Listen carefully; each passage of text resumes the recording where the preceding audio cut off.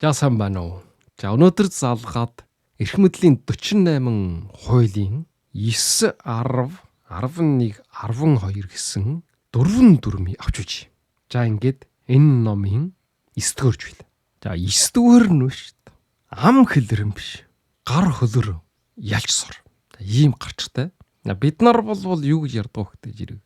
Хүн хэлээрээ мал хөлөрөн гэж ярьдаг. Гэтэл биш. Энэ номон дээр бол яг энэ эсрэгэр юм байна. Асуудлыг ам хэлээрээ биш гар хөлөөрөө шийдэж сураач гэж. Энэ нь юу вэ гэдэг чирэггүй шүү дээ. Аратан амтан олон мянган жилийн турш шалгарсан тэр арга техник хэрэгжилж байгаа. Тийм учраас мал хөлөөрөн байж байгаа байхгүй юу? Энэ нь бол хамгийн үр дүнтэй юм байна. Ийм учраас биш та тал гээд тайлбар хийгээд хэрэг байхгүй. Шууд үйл хөдөлгөөнөөр харуулж ялж сурах хэрэгтэй. Тэгээ энэ бол олон давуу талтай. Хэлэрэн гэдэг нь юу вэ гэдэг жирэг хэрүүл маргаанаар ярьж тайлбарлах байдлаар дийлж гарах юм бол биш та. Энэ бол биш. Агшин жур хүний ял. Тэр байгуулсан ялалт ч юм бол асар хэврэг. Нөгөө талдаа итгэл үнэмшлээ төрүүлж чадахгүй. Ягаад гэвэл хүн хижиж өөрийгөө зөв гэж боддог. Бусдыг хүлийн зөвшөөрөх дурггүй. Нөгөө талынхаа алдаагийг эсвэл юу ч мэдэхгүй байна гэдгийг хэлэх юм бол биш шүү дээ. Тэр хүн ичвтер байдалд ор. Хүн нүүрэндээ хайртай. Тийм учраас хэрвээ нүүрэн дээрээ хүлэн зөвшөөрж ялгцсан ч гэсэн чаана шонжин санах эсвэл гомдох ч юм уу. Ийм үжигдэл үүсэх юм байна. Ийм учраас хүмүүст үлдэх гомдол дургуйчлал нь болтой жирэг. Өөрөнчин ялалтаас хамаагүй урт байж магадгүй. Бусдын өөрийнхөө үе төдлөөр байлдан дагуулах хэрэгтэй. Харин тайлбарласан хэрэг. За яагаад уу гэдгийг түүхэн жишээ татаад тайлбарлая. За энэ бол 2000 гаруй жилийн өмнө манай эрдэнэ өмнө 131 онд Ромод болсон явдал. Тухайн үеийн Ромын консулаар Паблиус гэсэн хүн ажиллаж исэн юм байна. Консул гэдэг нь бол өнөөдрийн элчин сайд гэсэн үг биш. Энэ бол хотын захирагч. Тухайн улсын хамгийн дээд эрх мэдэлтэй хүнийг консул гэдэг байсан байна. За Паблиусын үед Ромын цэрэг Гректэй байлж исэн юм байна. Ингээд Грекийг олон хоног көслөөд хотын нэжилж чадахгүй байж л да. Хотын хэрэм нь бол асар бат бэх довтлоод ирсэн эвдэж чадахгүй байсан. Тэгээд Паблиус болохтой жирэг усан онгочны маск гэдэг зүйлийг хэрэглэх ийм санаа толгойд нь орж ирсэн. Онгочны маск гэдэг нь юу гэхтэй жирэг тэр дарвуулын босгодог багны хэлж байгаа юм. Ман хүн бол Афине бомбтын тэнд хідэн онгочны дарвуулын толгуур маст хаяастай байгааг олж харсан юм байна л та. Тэрүүгээр энэ хотын хэрмийн сэтгэлх юм бол сэтгэлж магадгүй гэж ботсон юм байна. Ингээд болтой чиргүүдээ явуулаад авчруулахар болсон. Тэгээд чирэг нь очоод тэр онгочны шоргыг авъя гэсэн чинь биш та. Энэ хэсгийг хариуцж исэн инженер. Өөрөөр хэлэх юм бол мэрэгжилт нь болтой жирэг. Хотын хэрмийг сэтгэлэхэд ийм том шорго үр дүн байхгүй. Харин миний жохоож бүтээсэн онсон техникийг ашиглаад хөнгөн жижиг мастыг ашиглах юм бол хотын хэрмийг эвдэх болж чаддаг гэж тайлбарсан байна. Энийн устай жирэг чиргүүд устай жирэг хүлэн зөвшөөрөхгүй. Ягаад гэвэл манай консул устай жирэг юу авч ирсэн бэл тэр нь авчрахгүй болохгүй, чөрчиж болохгүй. Томьёо авна гэсэн бол томьёо өгөхгүй болохгүй. Тэгтээ жирэг нь устай жирэг нөгөө инженер асар их тайлбар хэлээд үндслэн гаргаад тэгээд томьёог биш жижиг өгч явуулсан юм байна. Ягаад гэвэл жирэг тэр улс орныхон төлөө үр дүнтэй байхгүй болохгүй. Тэгсэн болтой жирэг Паблиус үжээд ягаад энэ том шоргож хаалсан байх чинь яга юм жижиг юм өрөөд ирш гэд уурлаад толгоноос нь энэ асуудал гархан болчихлоо. Том нь мэдээж тов тодорхой хотын хэрмийг эвдэж чоолоход үр дүнтэй. Энийг хэн хэлэхгүй ч гэсэн мэдээж. Ингэтэл яглараа жаавал жижиг өгч явуулдаг байна гэдэг. Тэр инженерийг дуудаж ирүүлсэн байхгүй. Тэгээд нөгөө инженер нь хурж ирээд бас нөгөө тайлбараа хэлээд үндслээ яриад дуусахгүй. Яасан ч гэсэн энэ хотын хэрмийг чоолоход бол жижиг нэрхтэй. Энд нь болтой жирэг Ромын консул Паблиус уурлаад энэ өвгөн инженерийг ташуурцсан юм байна. Ташуурцсан дээр нь ташуурдаад хүүсэн. За ийм явдал болсон юм байна. За эндээс сурах сургаамж нь юу вэ гэхээр өөрийн чинь хэлж байгаа ярьж байгаа зүйл хичнээн их шинжлэх ухааны үндэслэлтэй эрхээ агчид нийцсэн байсан ч гэсэн балаа гэд тайлбарлах нь бол сөрөг үр дагавартай. Эрх мэдэлтэй хүмүүсүүдийн дургуйчлыг хүргэх. Эрх мэдэлтэй хүмүүс бол чагаа юм хад өөрийнхөө зөв гэж үздэг. За ийм жишээ болов шүү дээ. Амьдралаар дүүрэн байна л да. Бид нарын өдөр тутмын амьдралаар ч тохиолж лээдэг. Учир ёсыг тайлбарлаад ярих юм бол одоо олон үгтэй гэдэг ч юм уу, биеийн тоосон гэдэг ч юм уу. Гэх мэтээр адлагддаг. За ийм тохиолдол байгаа. Тэгэхээр яах вэ гэж ирэх шүү дээ. Ингэж ярьж тайлбарлахаасаа илүү өөрийн биеэр үлгэрж харуулах хэрэгтэй. За ийм жишээнүүд түүхэн дээр олон байна. За энэ номон дээр татсан жишээ бол Хорошов байна. Хорошов бол Сталингийн дараа Жовлот толгойд улсын 11 жил удирдсан. Жовлот толгойд улсын нам төрийн дэд удирдлага юм байна. Гарч ирснийхээ дараа удаа жирэг Сталингийн шүгэмжлэх хөдөлгөөний өрнөсөн. Тэгэхээр Сталингийн шүгэмжил гэдэг чинь болвол Хорошовын үед 1950 хэдэн оноос эхэлсэн гэсэн үг юм байна. Ингээд олон хүмүүсийг чуглуулад Хорошов болтож ирэг шүлсэн үсэргээд Сталингийн шүгэмжилж өөрийн хийж бүдэг гэж гаж байлаа жив гээд ярьж исэн юм байна л да. Тэгсэн чинь олонний дундаас нэг хүн хэрвээ Сталин буруу байсан юм болвол тухайн үед нь яагаад хэлээгүй? Сталинтай та хамт ажиллаж исэн шүү дээ. Тэгээд ягаад Сталингийн алдаагаа тухайн үед нь хэлээгүй юм гэж хэлсэн юм байна. Тэгсэн чинь Хорошов болтож ирэг хэдэн секунд чимээгүй олныг тойруулж харж ирсэн. Саяын үгийг хэн хэлсэн бэ? Босоод машин гараад ирсэн байхгүй. Тэгсэн чинь тэнд байсан хүмүүсүүд хэнч юу ч хэлэх чадлаггүй. Нам чим. Булчин шүрмсэн ч гэсэн татвалж иж хөдлөхгүй байсан гэж юм л да. Айдас тавтаад. Ийм чимээ анирггүй нам гүн бодол нэлийн үргэлжилсэн. Энэний дараа болтой жирэ Хорошов хэлсэн гэж юм л да. За одоо та нар ойлгосон уу? Намаа яагаад Сталингийг жогсоож чадахгүй байсныг, тэрийг шүгэмжилж чадахгүй байсныг ойлгов гэж асуусан юм байна. Өөрөөр хэлэх юм бол Сталингийн шүгэмжилнэ гэдэг бол амьд хөтөл болно. Энийг болвол Хорошов тайлбарж хэлсэн биш. Энэ үйлдэлээр харуулсан байна л да. За бас нэг жишээ татъя. 1800-аад оны сүүлээр Английн ерөнхий сайдаар еврей хүн ажиллаж байсан байхгүй юу? Тэр нь болтой жирэг Бенжамин Дисраэль гэдэг нэртэй. За ерөнхийдөө Европын түүхэн дээр хамгийн анхны өндөр албан тушаалт еврей хүн байгаа. За энэ хүн болвол Англи улсын хөгжил дэвшилд асар их үүрэг гүйцэтгэсэн. Тэгээд хэлсэн үг байдаг юм байна. Хэжээч маргалдаж болохгүй, нийгэмд юу ч хэлэлж шаардлага байхгүй. Зөвхөн үйлдэлээр баталж харуулж үрдэн өгөх хэрэгтэй хэлсэн юм байна. За одоо бас нэг сонирхолтой жишээ татъя. За энэ болвол Арабын түүхэнд болсон юм байна. За Арабын хаан нуттай жирэг султан. Энэхэн доор нэг шудраг дэшмэл визир байж. Энэ визир болвол 30 гаруй жил энэ султаны төлөө үн шударгаар зүтгэсэн шудраг дэшмэл юм байна. Гисэн ч гэсэн хортон дэшмлүүд визирийг улс төрөөс хөндөрүүлэх сонирхолтой гүйтгэдэг жохон байгуулад за энийг нь болтой жирэг хаанд үнэмшүүл чадсан юм байна. Ингээд хаан болохтой жирэг тэрэнд нь үнэмшээд өөрийнхөө энэ шудраг дэшмэлийг шийтгэх гэр болсон. За энэ нь яаж шийтгэхгүй гэдэг жирэг энэ султан болвол авийн нохойтой. За энэ авийн нохой нь болвол ерөөсөн магчин юм байна. Алах ял авсан хүнийг энэ авийн нохт руу шидэж өгөөд тэр нохт нь болтой жирэг хормхон журийн хооронд урд таслаад хувааж иддэг юм байна. Ийм учраас энэ визирийг бас нохойд хайж өгөхөр болж л доо. Тэгсэн визир болохтой жирэг султан хаа минь надад ерөөсө 10хан өдрийн хугацаа өгөөч. Надад бусдад урдсан өр байна. Бусдаас бас авлага байгаа. Тэгээд эхнэр үр хүүхдээ бас харж харгалж хүн олъё. Ийм учраас биш тэ надад ерөөсө 10хан өдрийн чөлөө өгч. Тэрний дараа намайг нохойд хайж өгөөч гэж тэгж хүссэн юм байна. Ингээд тутаахгүй жухдахгүй гэж баталгаа гаргаад 10 өдрийн хугацаа аваад гэртээ хайрсан. Ингээ гэртээ хараад жуун алтан жоос чуглуулад энэ жуун алтан жоосоо тэр авийн нохойг тэжээдэг нохой дасгалж жуулгачд өгсөн юм байна. Би энэ нохойг ч ерөөс 10хан өдрөл тэжээ. Та энэ жуун алтан жоос яав гэж. Тэгсэн нохой тэжээх чинь болтой жирэг баяртай болж ирсэн. Тэгээ визер болтой жирэг 10 хоногийн турш өдөр болгоно нохойд хоолыг өгдөг, харилждаг.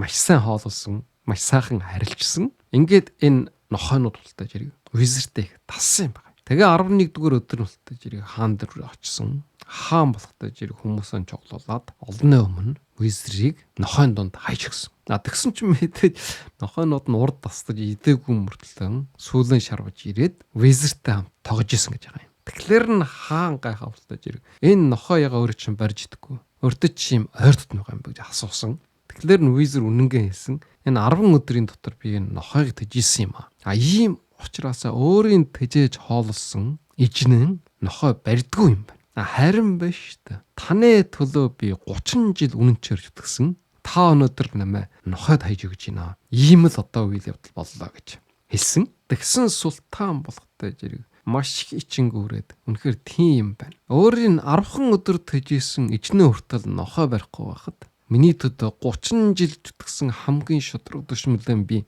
бусдын өдөөлөгд ороод ингэж чаажаар олж болохгүй юм байна гэд харамсаад дүшмэлийнх нь дээл малгахыг бучиж олгоогоод визерийн эсрэг хавлсан хүмүүсийг визер тушааж өгөөд шийтгүүлсэн юм байна. За энэ болвол юу гэхтэй зэрэг үйлдэлээр харуулсан жишээ юм байна. Хэрвээ энэ дүшмэл өөрийгөө үнэн шудраг гэдгийг ярьж тайлбарлсан 30 жил хааны төлөө яаж зүтгсэн ямар ч хойволдон чохон байгуулаагүй тийм санаа агуулаагүй гэдэг өчнөөх яар тайлбарлсан ч гэсэн энийг болвол хаан ойлгохгүй. Харин биш үлгэрэлж харуулсан. Гайхамшигтай сайхан үйлдэлээр хааныг ойлгуулж ухааруулсан юм байна. За дараагийн үлгэр. Авраам болвол биш өхөшхүү мөнгө байсан юм байна. Ягаад үхтэй зэрэг Тэнгэр Авраамтай гэрээ байгуулахтаа хэрвээ Авраам өөрөө үхий гэж хүсэхгүй юм болвол Тэнгэр Авраамын амь насыг авч явж болохгүй гэсэн ийм гэрээтэй юм байна. Ингээд биш Авраам болвол асар өндөр насалсан. Гэсэн чсэн өөрөө болтой үхий гэж юусоо хэлэхгүй байсан байна. Ийм учраас энийг сануулахын төлөө Тэнгэр болтой зэрэг өөрийнхөө нэг элчийг өндөр настай өвгөн болгож хувиргаад Авраамтай очиж уулзуулсан юм байна. Ингээд Авраам гэртэн байсан чинь гэрийнхэн гадна нэг асар өндөр настай хүн ирээд Авраамаа би маш их өөс чи надад идэх юм өгөөч гэж гуйсан. За Авраам болтой зэрэг идэж уух юм гаргаж өгсөн. Энэ идэж уух юм болтой зэрэг өндөр настай хүн өөрөө идэж чадахгүй. Асгадыг асгаад унгадыг унгаад байж л да. Тэгэж байснаа нөгөө настай хүн болохтой зэрэг Авраамаа би хоолоо өөрөө идэж чадахгүй надад идүүлж өгөөч гэж хүссэн юм байна. Тэгээд Авраам идүүлэхээ оролцсон чинь нөгөө настай хүн маань жажалж чадахгүй, жалгаж чадахгүй. Тэрхээ их өтөссөн учраас ийм өрөвдөлтөй байдалтай байсан байна. Тэгэхээр нь болтой зэрэг Авраам болтой зэрэг асууж л да. Та одоо энэ жил хэдэн настай юм бэ? Маш их нас ахширсан байна шүүгээд. Тэгэхээр тэр өвгөн болвол Авраамаас арай хэдэн насаар ах ийм байдлаар хэлсэн юм байна. Ингэхдээ жиргэн болтой зэрэг Авраамын толгойд ороо ирчихсэн. Тэнгэр минь би хэрвээ энэ настантай адилхан ийм өндөр настай болох юм болвол амьдраад хэрэггүй юм байна. Миний сүнсийг авч яваач гэж тэгж хэлсэн. Тэгтээ жиргэн яг тэр ах шин болтой зэрэг Тэнгэр Авраамын сүнсийг авч явсан. Тэгээ энэ болвол бас ялгаа байхгүй. Авраам дэрс огт яар тайлбарлсан юм байхгүй. Авраам чухам дараагийн алхамдаа юу болох вэ гэдгийг үйлдэлээр харуулчихсан юм байна. За одоо бас нэг үлгэр байгаа. За энэ бас их сонирхолтой. Эртний Египтэд болсон одоогоос яг 2500 жилийн өмнө Бурхан буддаг юу байна л да. Амашис гэдэг нэртэй хаан байж. Энэ хаан болвол анх хаан суусан дараахан Египтийн ард түмэн хүлээн зөвшөөрөхгүй байсан байна. Ягаад гэвэл Амашис болвол харчиг гаралтай. Тийм учраас доромжилж харьцдаг байсан байна. Тэгэхээр н Амашис бол арга ботсон байна. Ямар арга ботсон вэ гэдэг зэрэг шүү дээ. Энэ Амашис бол өөрийнхөө хөлийг угаадаг нэг сав байж л да. За энийг болвол цэвэр алтаар хийчихсэн. За энэ хөл угаадаг алтаар хийсэн савыг хайлуулад бурхан болгоод Египтийн хотын төвд байрлуулсан байна. За энийг харсан Египтчууд болвол сүжиг төрөөд тэрүүгээр гарах болгон жалварж мөрөгдөг байж. За энэ байдлыг хараад Амашис бол хурж ирээд хэлсэн байна. За та нарын Бурхан гэж мөргөж байгаа энэ баримл болвол миний хөлөөн угаадаг саваар хийсэн юм байгаа шүү.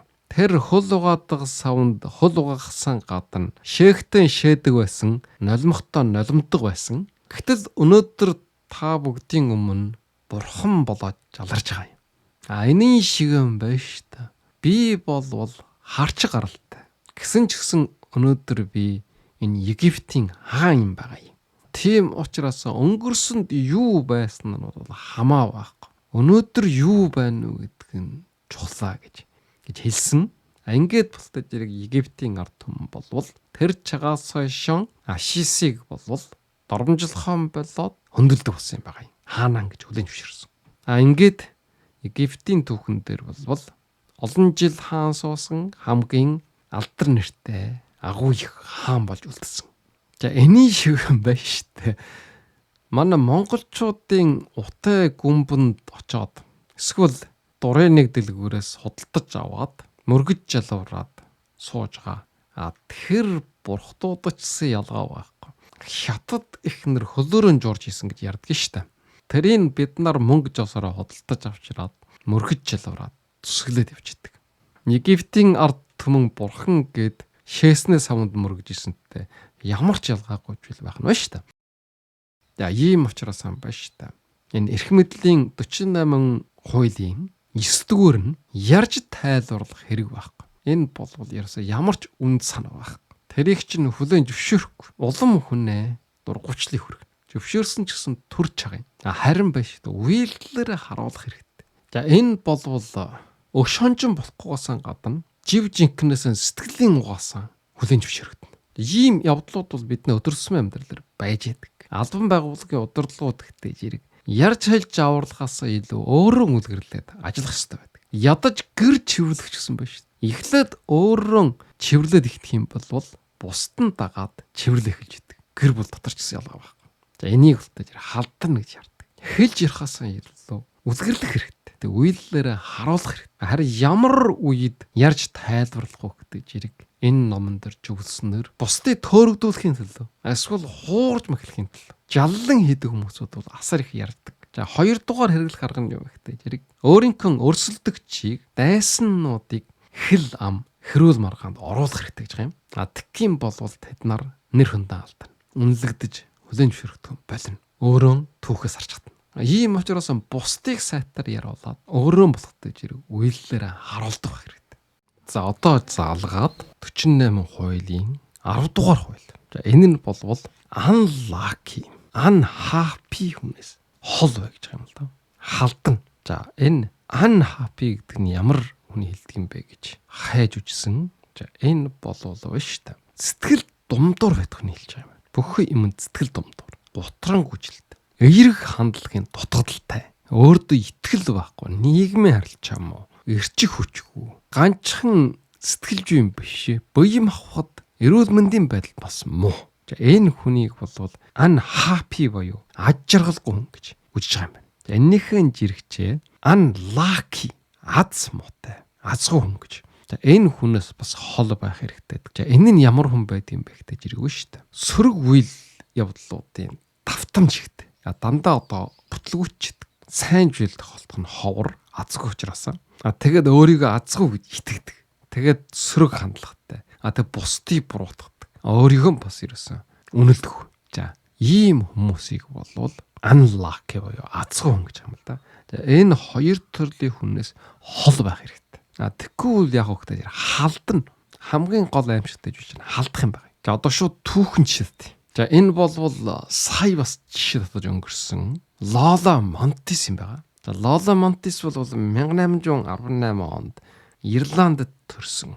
Маш одоо үжигсэлэнтэй, авьяас чадвартай, бүжигчин. За өнөөдрийнхөөр авч хэлэх юм бол одоо суперстар 19 дугаар зууны хамгийн алдарчуутай эмэгтэй юм байна. Ингээд эхлээд бол Парист бүжигчнэр ажиллаж байсан. За энэ үед бол биш та. Тухайн үеийн Францын одоо хөвлөдийн гажрын эжин Александр Дужерертэй танилцж байгаа. Сонирхол төрөгдсөн. Энэ Дужерер бол морь унах дуртай. Өглөө болгон морь унадаг юм байна. Лола бас морь унахтан гарамгай. Ингээд биш шүү дээ. Дужерертэй таарлахын төлөө жорууд одоо морь унаад. Тэгээд Дужерерийн хажууд морьноос сувнаад. Ингэж танилцаад гэр бүл болж амьдрах болсон. Энэ дараа биш шүү дээ.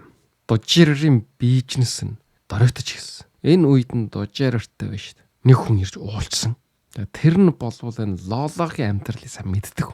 Энэ хүүхэн бүтггүй шүү гэд амьдралыг дэлгэсэн юм байна л да. За энэнд нь хөтөж зэрэг Дужерертэй зэрэг дургуучаад хүлэн зөвшөөрөх дурггүй. Ягаад гэвэл дурлцсан хайртай байсан учраас. Ингээд энэ хүнтэй мууталчаад хоёултай зэрэг дүэл тавихсан юм байна. Дүэл гэдэг нь юу гэхтэй зэрэг хуучин кинондор их гардаг. Халж тулан өөд өдөөс бууталж байгаа. Тэгээд Дужерер алгацсан юм байна. Энэ нустай зэрэг ихний одоо гонхтой жишээ. Ингээд тустай зэрэг Францад байж чадахгүй Германд ирсэн юм байна. Германд ирээд Германы хаан Людвигтэй танилж байгаа. Орлого хийсэн. Ингээд Людвигтэй танилчаад уулзлсан юм байна. Тэгсэн Людвиг хаан болвол Лолагийн чэйжнээс нүдэн салгаж чадахгүй байсан.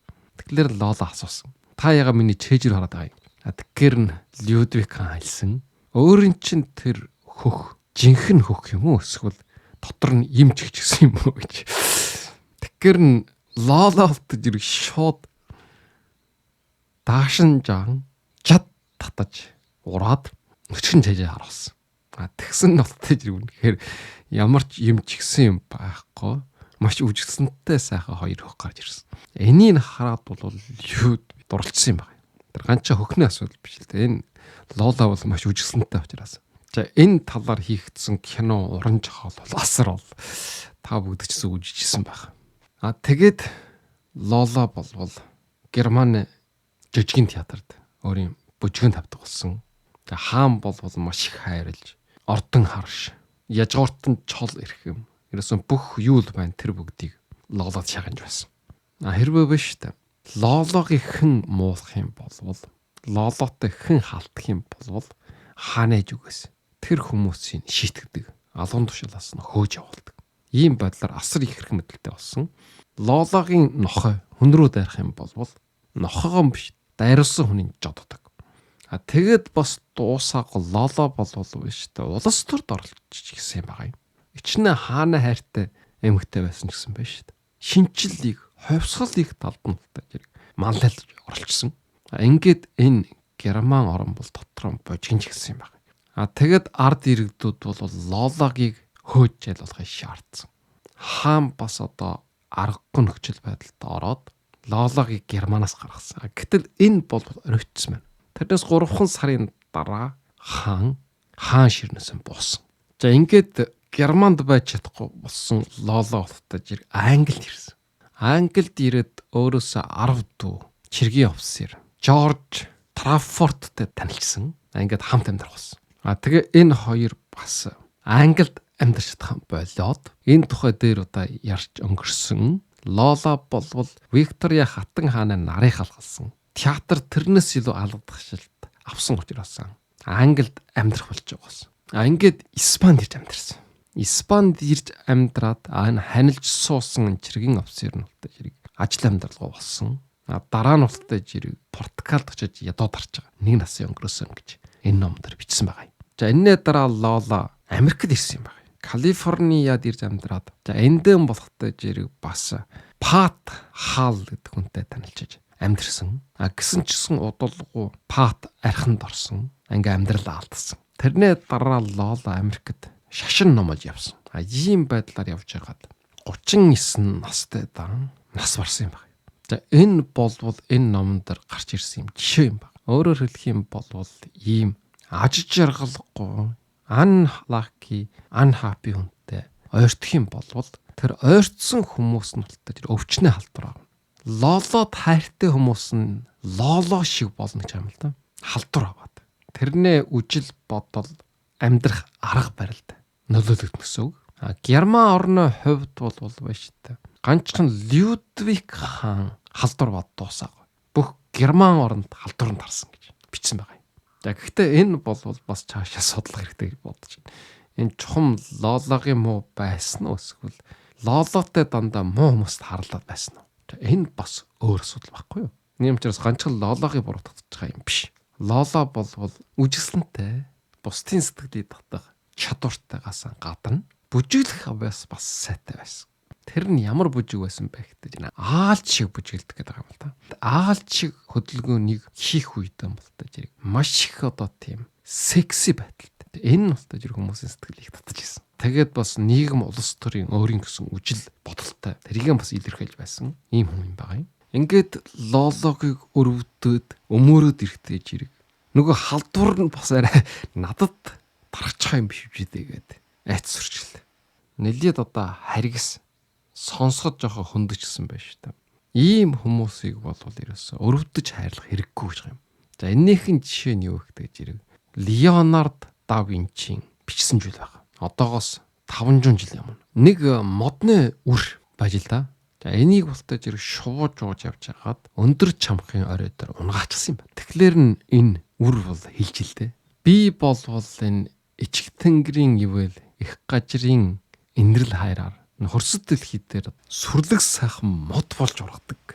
Ийм одоо ховь тавлантай байсан. Гэсэн ч гэсэн одоо энэ шувуу намайг жууж яваад чамхын дээр жижигхэн завсууд унгаачлаа. Энэ ямар гайхамшигтай өндөр чамхаг, ямар гайхамшигтай сайхан хонхны дуу юм бэ гэж одоо магтаад. Жүхэн жижиг үр намайг өрөвдөж хайрлаачаа. Хэрвээ намайг энэ жижигхэн завсраа байлг гэх юм болвол өөрийн чинь ачиг авьяа хижигч мартахгүй. Энэ орон жандан би насан турш номхон шудраг амьдрнаа гэж гойсон байх юм. За энийг сонсоод чамхаг болохтой жир энэ үрийг гаргаж хайсангүй унсан гажир нь байлгсан юм байна. Тэгсэн чинь болохтой жирэг хэдхэн хоногийн дараа гэдэг жирэг энэ үрэн болтой жирэг соёолоод чаг ухчаа өнгөрөх тусам модон тамир дэшээ ургаад үндсэн доошоо гүн шаагаад ганнаа завсарж авахыгаар нь ороод хаглаад энэ чамхагыг болтой жирэг нураах хэмжээнд төрөсөн байна. Энэ үед нь чамхаг өөрийн хийсэн үйлдэлтэй хичнээн харамсан ч гэсэн оройцсон байна. Ингээд өндөр сүрлэг чамхаг өчүүхэн жижиг өрнөс болж нурж унсан гэж бичсэн байгаа юм. Тийм учраас яах вэ гэдэг жирэг аж жаргалгүй азгүй ийм хоёр төрлийн хүнээс болтой жирэг хол байх хэрэгтэй. Ойрхон байх юм бол халдвар авна. Намхтай ус шиг хэрвээ хишгэл юм болвол шигдэж орно. Дахиад гарч ирж чадахгүй. Хэрвээ усан дунсан хүний туслах юм болвол хамт татгадаж ороод амнасаа алдгаа юултай. Усан сайн сэлж чадахгүй хүн болвол усанд орсон хүний хойноос үсэрж орж болохгүй. Им шидэж өгдөг ч юм уу. Тийм байдлаар туслах хэрэгтэй байдаг. Тэрнтэй адилхан сэтгэл дундуур байдал, эерх хандлага, дутгацсан байдал, өөртөө итгэлгүй байдал, нийгмийн харьцаа муу байдал, эрч хүчгүй байдал, сэтгэлжийн болоод бие махбодын эрүүл мэндийн сул дорой байдал. Тэгээд тэр бүтлэг хөтөл бусдыг буруутгадаг гутран гүйжил. Энэ уйтгар гун хорон муу санаа. Энэ бүх зүйл болтой зэрэг халдна. Өвчнөө вирустай адилхан. Тийм учраас нэгдүгээр нь болтой зэрэг энэ хүмүүсээс хол байх, энэс өөр сайн арга ерөөс байхгүй. За манай монголчуудын хувьд бол хамгийн одоо гутран гүйжлийн вирус халдвар хав байна хөхтэй зэрэг шарын шишнэ номлолтор байж байгаа. Амьдралыг бол зовлон гэж үздэг. Бүр гутран гэдгээс бүр цаашаа даваад бүр зовлон гэж одоо итгүүлэх гэж орлогдог. Тэгээ энэ тоос ертөнцид аж жаргал сайн сайхан зүйл байхгүй. Байсан ч гэсэн тэр нь бол үүлэн чөлөөний нартай адилхан маш хормхон жур юм аа. Ийм учраас энэ хорвоогыг орхиод деважинд очиж амьдрах юм бол мөнхийн аж жаргалтай болно гэж. Тийм учраас энэ шашин дэлгэрсэн улс орон болгон уруутан доройтдаг. За ийм түүхтэй явж ирсэн. Хоёрдугаар нь яг хөхтэй зэрэг хэрвээ өөрөө гутран гүжилтэй бол яах вэ? Энэ бол амарх. Часаж чадна. Жишээлбэл бид нар бол бусад хүнийг өөрчилж, нөлөөлөж, муугыг сайн болгож чадахгүй. Маш их үг гэж одоо сэтгэл судлалын номуудад бичиж байгаа юм. Гэтэл өөрийгөө бол өөрчлөөд зөв амьдралын хөвшилтэй, эрүүл дадалж оршилтай болгож чадна. За одоо жалгаад 48 хуулийн 11-ийг нь ярив. Францын 11-р Луис хааны үед болсон. За энэ үед байж та хааны ордонд нэг журхайч байдаг байж. Энэ журхайч бол хааны ордонд байдаг нэг эмэгтэйгийг 8 хоногийн дараа нас барна гэж хэлсэн. Тэгсэн чинь үнэхээр 8 хоногийн дараа нас барчсан байхгүй юу? За энэ явдалт бол энэ Луис хаан олон юм бодож л доо. Энэ лав биш шүү дээ. Өөрийгөө сайн журхайч гэдгийг харуулахын төлөө сориуд тэр хүний хөнөөсөн байх гэж. Тэгээд намаа бас хэрвээ ингэж журхайдаад дараа нь хөнөөх гэж оролдвол яах вэ гэж. Ангид санааж авсан. Ингээд нэг өдөр байж шүү дээ. Энэ журхайчийг хааны ордны хамгийн дээд давхрын өрөөнд дуудаж ирүүлээд тэгээд сонхоор лутаж ирэг шидэж гаргаад алыг гэсэн төлөвлөгөө гаргасан байна. Тэгээ хүн бэлдүүлээд журхайчийг лутаж ирүү дуутсан. Журхайч хүрээд ирсэн. Тэгэхээр н хаан болвол шидэж гаргахаас өмнө шалгаж үжиж бодоод журхайч өөрийг хижээ өхнө гэдгээ мэдхүү гэж асуусан байна. Тэгэхээр н журхайч хааныг тэнгэрд хайлахаас 3 хоногийн өмнө би үгх юм байна гэсэн. Тэгэхээр н Луис хаан чонхоор гаргаж идэх болчихсон юм байна. Ягаад гэвэл энийг шидэж гаргаад алчих юм бол хаан бос 3 хоногийн дараа нас барах учраас. Тэгээд алаахгүй мөртлөн үргэлжлүүлээд хааны ордондоо байлгасан илүү их чалан хөлс өгөөд илүү сайн халамж анхаарал тавьсан юм байна. Хэрвээ энэ үгчгийн бол 3 хоногийн дараа хаан өөр нас барах учраас гэсэн ч гэсэн байна шүү дээ. Энэ журхач их өндөр нассан хаан болохтой зэрэг журхачаас өмнө нас орчихсан юм байна. Ингээд бол энэ журхачийн хэлсэн жүгнэл нь удал гэдэг нь бол та зэрэг батлагдсан. Энэ бол эжин хааны өөрийнхөө хараат байдалд оруулсан ийм түүхэн жишээ. За 11 нь бол дээд талын дарга, доод талын албан тушаалт хинч байсан байж өөрөөсөө хамааралтай байлгасаар гэдэг ч үйл юм байгаа юм. Энэ юу гэсэн үг вэ гэхээр нэгдүгээр дүү шүү дээ. Өөрөн чинь дарга байна уу, өөрөн чинь доор ажиллаж байгаа хүмүүс байна уу? Өөрөөр чинь биш дээ. Бүр үргэлж дутагдаж байхаар чи байхгүй бол тэд нар ажиллаж чадахгүй. Ийм байдалд оруулах хэрэгтэй. Барьчаалах хэрэгтэй гэсэн. Өөрөөр хэлэх юм бол биш дээ. Бие дааж сурахын эсрэг. За ийм алдаагаа бид нарс байн хийдэг шүү дээ. Нэг хүнийг өсгөөд хүмүүжүүлээд сургаад боловсруулад гараад ирдэг зэрэг дараа нь харж үжих юм болж байдаг. Өөрөөр хэлэх юм бол өөрөөс ч хараат тушвалсан байгаа байхгүй. Тэгээд устай зэрэг энэ хүнээ сайн мэдгүй гэж ярддаг. За энэ үжигдлийг хэлж байгаа юм. За хоёрдугаард нь хэрвээ биш шүү дээ. Дээд болоод доод алуун тушаалтнуудыг өөрөөсөө хараат байдалтай болгочих юм бол ямар сайн зүйл бий болох вэ гэдэг зэрэг. Нэгдүгээр тултай зэрэг аюулгүй бол. Чи байхгүй болохгүй учраас өөрөө чинь ажлаас ч халж чадахгүй. Нөгөө нэг нь эрхчлөлт барьчаалчсан учраас өөрийн юу гэснэ хийж болно. Гэх мэтэр. Тийм учраас яг хөхтэй 3 дугаар нь бол хижээж бити бүгдийг зааж өгч яаж байгаа юм л да. За ийм кино, номж холоос байж идэг. Эрдмэн бүгдийг зааж өгч болохгүй. Жоох үлдээж хэрэгтэй. Тусалж дэмжсэн ч гэсэн байж та нэгэн мөсөн хөлдөөр нь босгоод бие даалгачих болохгүй. Тодорхой хэмжээнд хараат байдалд байлг хэрэгтэй. Дөрөвдүгээрд нь бол өөрөөсөө хүч чадалтай хүмүүсийг дагаж орж болохгүй гэсэн. Тэгхийн бол биш та. Идэгдэн нэг нас толгоо өндөггүй. Хамгийн сайн арга нь өөрөөсөө сул дөрөө хүмүүсийг өөрийнхөө иргэшэл байлгах. Түүхэн дээр үргэлж гарч ирдэг хөшгөний араас төр барина гэж. За энэ үжигдэл бол бас энэний нэг жишээ юм байна. За одоо дахиад түүхэнд болсон нэг явдал хэлье. Энэ нотой жирэг Германы түүхэнд болсон юм байна. Бисмарк 1850-аад онд Бисмарк 30 хэдэн настай байсан. Энэ үед бол Пруссийн хааны хүч чадал насар сул дар парламентын гишүүд нь эрх мэдэл ихтэй байсан. Гэсэн ч гэсэн Бисмарк бол тэр хүмүүсүүдтэй нэгдэж нийлээгүй. Харин биштэй сул дорой байсан 4-р Фридрих хааныг дэмжсэн юм байна. Хинч хааны тал байгаагүй үед нь Бисмарк дэмжсэн учраас Бисмаркийг дараа нь ерөнхий сайд Германы канцлер болгосон юм байна. За энэ нь бол хоёр талдаа ашигтай. Фридрих хаандаж ашигтай, Бисмаркд бас хэрэгтэй байсан. За ингээд 10 жилийн дараа Фридрих хаан нас бараад энэнийх нь дүүн Вильям хаан сонсон. За Вильям бол Бисмаркд дурггүй байсан ч гэсэн өөрөө бас сул дорой байсан учраас Бисмаркийг хэрэглэсэн юм байна. Ингээд энэ хоёр хаан хоёулаа Бисмаркийн хараат байдал байсан. Бисмарк бас байндахыг хэлжсэн байна. Хэрвээ шаардлагагүй юм бол би алган тушаалаа өгч болно шүү гэж. Өөрөөр хэлэх юм бол хайлгаж исэн байх нь биш. Ингэж мэдрүүлжсэн байна л да. Өөрөө бол хэрэгчээтэй гэдэг. Хүн гэдэг чинь тийм амтан байхгүй юу? Байхгүй үед нь ч юм уу эсвэл алга болчихгүй их үед нь хүн сая мэдэрч эхэлдэг. Үнэхээр хэрэгтэй байсан шүү гэж үгэлдэг. Хуучин манай сургууль бас тийм явдал болж исэн. Нэг бахаш сүртэй уйлаад туулаад би ажлаасаа гарлаа гэдэг. Бас алган тушаалтай байсан юм байна. Тэгэхээр тэр үе жоохон гайхажл байсан. Тэгсэн захиралтай жирэг тэр багшийг ажлаас нь гаргахгүй мөртлөө алган тушаал ахуулаад олон жил хэрэгэлсэн байдаг.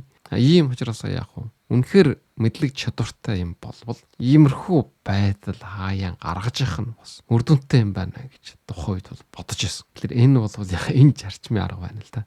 Ийм учраас юм байна шүү дээ. Бисмарктай адилхан эрхэм мэдлэлтэй хүний дүшиг биш. Тэгхийн бол тэд нарт идүүлчих юм байна. Харин энэ сул дорой хаадуудыг дэмжиж тэд нарыг өөрийн хараат байдалд байлгах нь илүү ач холбогдолтой юм байна. Ингээд энэ Бисмарк бол тухайн үед бол Австрийн нөлөөнд байсан Герман орныг нэгдсэн Герман улсыг бий болгосон. Одоо Макиавеллигийн хэлсүүг юу вэ?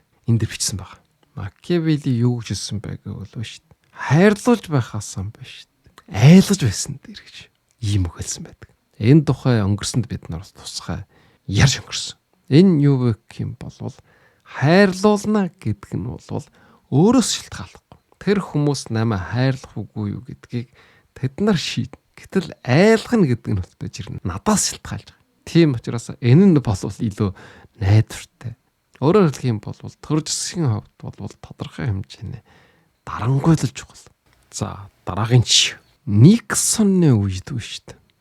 Цагаан ордон бол Хенри Киссинжерийн хараат байдал байсан гэж энэ номдэр бичсэн байна. Киссинжер 1923 онд төрсөн. Дөнгөж өнгөрсөн өвөл 2023 онд 100 хүрч нас барсан. 70-аад онд бол Америкийн улс төрийг өөрийн гартаан байлгаж байсан гэж бичсэн байгаа юм. Никсон бол Киссинжер дурггүй байсан ч гэсэн түүнийг ашиглахаас арга байгаагүй гэж. За энэ Киссинжер бол еврей хүн байна. Өөрөөр хэлэх юм бол Америкийн сүүдэр засгийн газрын төлөөлөгч. Хамгийн алдартай бодлого нь юу вэ гэхээр 70 хэдэн онд Хятад улстай найрамдах бодлогыг хэрэгжүүлсэн. За энэ нь юу вэ гэхээр Оросын эсрэг бүгд найрамдах Хятад ард улстай холбоотон болох эхлэлийг тавьсан юм байна. Ингээд Никсон болтож Хятад улсад айлчилж Хятад Америк хоёр холбоотон болсон. Хүйтэн танд зөвлөлтийн эсрэг. Ингээд биш үү? 2023 онд 100 хүрж нас барахынхаа өмнөхөн Киссинжер Хятад улсад айлчилж намтрын дээд дутагдaltaй уулзсан юм байна. Хүйтэн хөшигдэх хаад нэгч гэсэн ийм нөхцөл байдал. Өөрөөр хэлэх юм бол эд нарын бодлого болвол юу ихтэй жирэг. Энэ Америк, энэ Хятад хоёр болвол хашиг сонирхол нэг гэсэн. Даяарчлалаар авч утсан ч гэсэн бодлогын болохтой жирэг. Эд нар боловсруулад гүйчдэхийн болохтой жирэг. Өмнөө төрш гүйчдэж байгаа. Жамын эд нар жагсан. Бардгийн эд нар барина. Хүн амаан эд нар шилжүүлж сууршуул. Ийм байдлаар амьсгаа нэгтэй байдаг юм байна. Зөвхөн нүүрэн дээр, хэлбэр дээр хоорондоо тааралцахгүй юм шиг. Бие биенээ хүлээн зөвшөөрөхгүй юм шиг байгаа ч гэсэн чаагаараа сөлөөлж гин гэсэн. За энэ тухай ярих юм бол яраа асар урт болох учраас энэ төрөлд яриад. Энэ Киссинжерийн шиг бол энэ номон дээр бичсэн байна. За өнөөдөр ч гэсэн одоо ялгаа байхгүй. Ингээд энэ номон дээр хамгийн сүүлийнхэн зөвлөгөө өгөхтэй жирэг харилцан бие биенээ түших харилцаатай байж болно. Заавал одоо нэг нөгөөгөө өөрийнхөө хараат байдалтай байлгах тийм шаардлага байхгүй. Энэ байгалийн биологийн амтан ургамлууд хорхой шавж багтаар хүртэл байж байгаа. Харилцан бие биенээ түшдэг оршин амьдрах арга барилтай. Тийм учраас юм байна шүү дээ. Хамгийн сайн нь харилцан бие биенээс хамааралтай амьдрах. За энэ нь бол хамгийн чухамжтай хэлбэр юм байна. Хамааралгүй болох юм бол бас маш их аюултай. За энийг илэрхийлсэн юм нэгэн үлгэр байна. За энэ юу вэ гэдэг жирэг хоёр ачаана морь байдаг байж л да. Урд талынх нь морь нь бол хүнд ачаа гэж хэлсэн даадаг идвэхтэй морь байж л да. Хойд талынх нь морь нь бол залхуу идэх муутай. Тийм учраас ижин нь болтой жирэг хойд талынхаа морин дээр бас ачааг аваад бүгдийг урд талынхаа морин дээр аччихсан юм байна. Тэгсэн хойд талын морин баярлаад урд талын мориндоо хэлжилдэ. Чи харда хүчин чармайлаг гарах тусмал өөрч улам ашиггүй шүү дээ. Улам илүү хөндөржгүй биш. Одоо би ямар ч ачаа байхгүй. Би ямар жаргалтай байна гэж хэлсэн юм байна. Тэгээд цааш нь явж байгаад нэг архины газрын гадна очсон чинь нэг хүн энэ байдлыг харж хаад эжэнд нь хэлсэн гэж байна. Нэг моринд л ачаагаан бүгдийг ачиж болж ятал чинь хоёр морь тэжээж яах юм бэ? Өвс тэжээлийн гарч шít. Нэг морон сайн бордод тэжээгээд нөгөө морон шийдвэрлэхгүй яасан юм бэ? Ядаж арсан ч гэсэн хэрэг болно гэж хэлсэн. Тэгсэн эжэн тэрийг зөвшөөрөөд тэр хүнээ хэлснээр болгосон байдаг. Энэ юуг хэлж гинэ хөхтэй жирэг. Ачаа тээвэрлэхэн болгохтой жирэг тэр морь хамааралгүй болчих юм л да. Хэрвээ тэр ачаагийн ямар ч байсан чадан ядан жөөж исэн болвол морь хэрэгтэй. Тийм учраас тэр морийг гаргана гэж байна. Хүн ч гэсэн адил хамт олонныхоо дунд албан байгууллагада хэрэг болохгүй юм бол яах вэ? Ажлаас нь халчих шүү дээ. Хөөгөө гаргачих шүү дээ. Энэ үлгэрийг одоо сайн санаж ах хэрэгтэй. За Роберт Грин бичсэн 48 хуулийн 12 дахь нь авъя гэвэл эхлээд өг гэдэг шүл юм байна. За энэ нь юу вэ гэхдээ жирийг үнэн ч шударгаж жаан өгөөмөр сэтгэлээр дайснаа чивсэггүй болгох. За энэ арга ямар ч аюултай дайсан байсан эхлээд хэрвээ үнэн чан өгөөмөр сэтгэл гаргах юм бол тэр дайсны хамгаалалт нь нөх гарна гэж юм л да. Ингээд дайсны хамгаалалт алга болчих юм бол за өөрийн өсснээр нь товтолж болно. За түүхэн жишээ татъя. За энэ бол одоогоос 3000 жилийн өмнө грекчууд францчуудтай хийсэн байлдаан байна. Яагаад энэ дан болсон бэ гэхдээ жирэг хүүхнээс болсон. Грекийн гүнжийг Парисын хунд тааж хулгайлж явсан. Энийг буучаад авчрахын төлөө грекчууд Тангис далайыг хаталж ирээд Парисчуудтай байлцсан. За энэ дайм бол Парисын нэгэн хот болос Чорияд болсон баг. За Чория хотыг 10 жил товтлоод хотын хэрмийг эвдэж чадсангүй. Чориячууд маш эрлэх байтарлагаар хотоо хамгаалж тулалдсан. За энэ байдлаар дахиад 10 жил тулалдсан ч гэсэн ялах бололцоо маш хомос. Ингээд грекчууд яралцсан байгаа. Яах вэ? Заавал нэг арга гарахгүй болохгүй гэдэг. За ингэж яралчаад гарч ирсэн арга нь юу вэ гэдэг жирэг асар том модон морь хий. Тэгээд тэн дотор нь чиргээ нуулгаад хот дотор оруулъя. Ийм байдлаар дотроос нь өвдье гэж.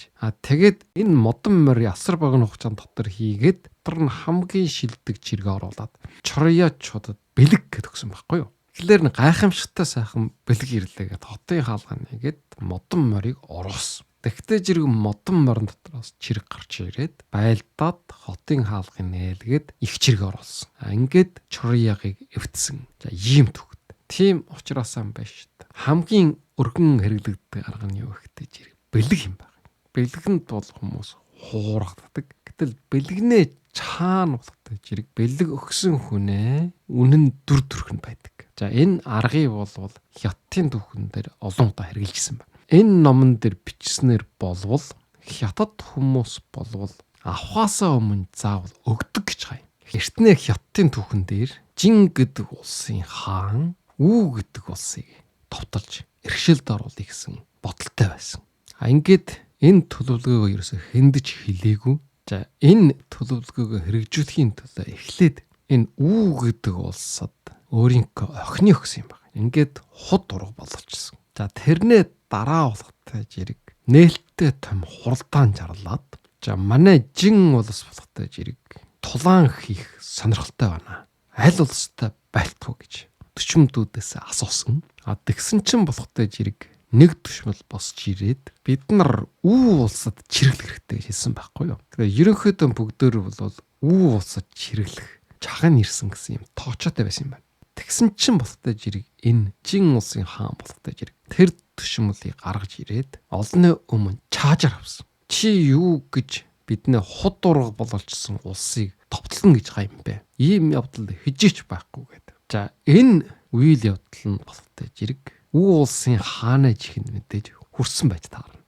Тэгээд айх аюулгүй юм байна. Энэ хүчрхэгжин улс хижээч бид нар руу товтлохгүй гэж байна гэдэг. Үнэмшсэн юм байна. Ингээд тайтгараад сонор сэрэмчин алдагдахтай жирэг хэдхэн сарын дараа Жин улс Үү улсыг товтлоод ноёрхолд оруулсан. Энэ номон дээр бол үн мөнгө боолчилсан гэж бичсэн байна. Тэгэхээр энэ болов биш та ганчхан удаа болсон явдал биш. Хятадын түүхэн дээр маш олон удаа давтагдсан. Тийм учраас хятадын энэ байлдааны арга бодлыг тодорхой бичсэн Хамфис гэдэг хүн өөрийнхөө номонд бас бичсэн байна. Булааж авъя гэж бодож байгаа юм бол ихтэд өгөх хэрэгтэй гэж. Чин улс Лян улсыг довтлох үед эхлээд болтой жирэг эд эрдэнэс олон толгой ахтамар бэлгсэн гэж байна. Дахиад чин улс баруун Лян улсыг довтлох үед гайхамшигтай сайхан байлдааны морин тэрэг бэлгэлсэн.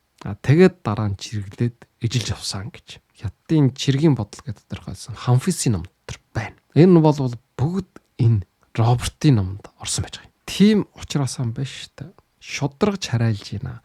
Өгөөмөр сэтгэл гаргаж гинэ. Бэлэг сэлт өгж гинэ гэдэг нь болвол өөрийнхөө иршээлд оруулж авахын хамгийн үндсэн арга. За энэ дээр бас нэг жишээ татсан байгаа юм. За энэ бол Европод болсон 1926 онд. За энэ Ал Капоне гэдэг мафийн толгойлогч байж л да. Маш аюултай этгээд. Тэгсэн нэг өдөр энэ Капон дээр нэг язгууртан баян хүн хурж ирсэн байхгүй юу? Виктор Лустинг гэдэг нэртэйгээд өөрийгөө танилцуулаад язгууртны хувцсан өссөн.